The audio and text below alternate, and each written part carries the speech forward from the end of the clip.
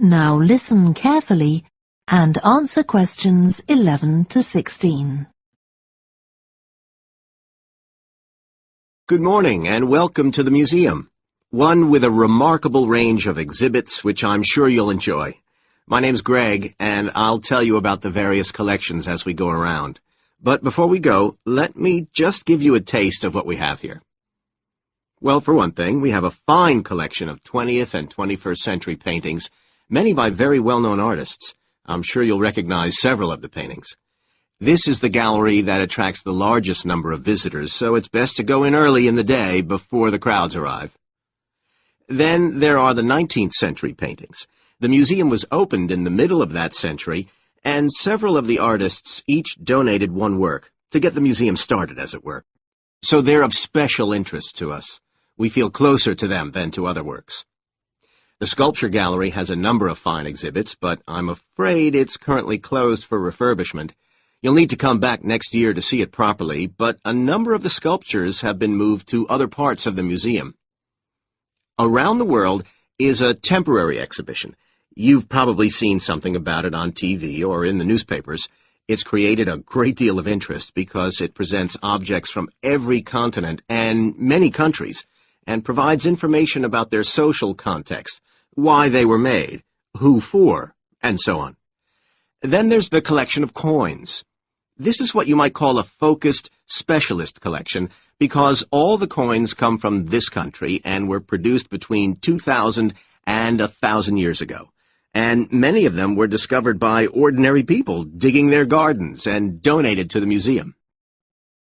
All our porcelain and glass was left to the museum by its founder when he died in 1878, and in the terms of his will, we're not allowed to add anything to that collection. He believed it was perfect in itself, and we don't see any reason to disagree. Before you hear the rest of the talk, you have some time to look at questions 17 to 20.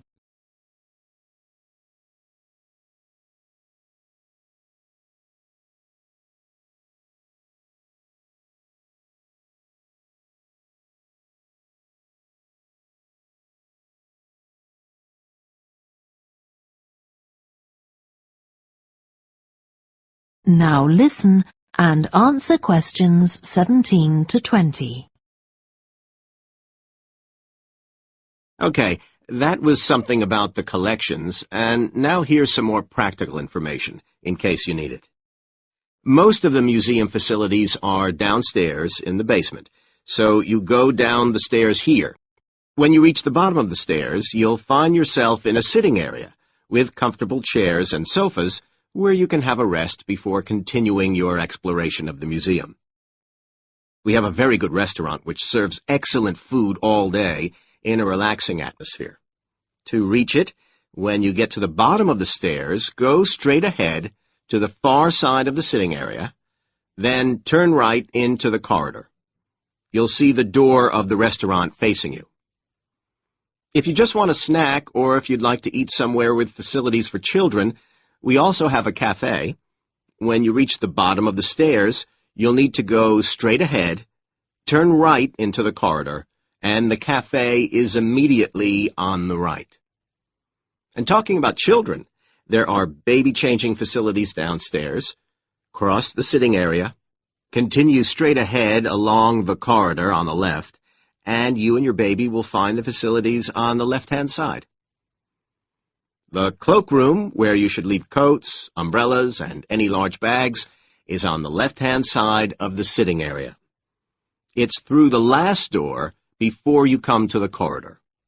There are toilets on every floor, but in the basement, they're the first rooms on the left when you get down there. Okay, now if you've got anything to leave in the cloakroom, please do that now, and then we'll start our tour.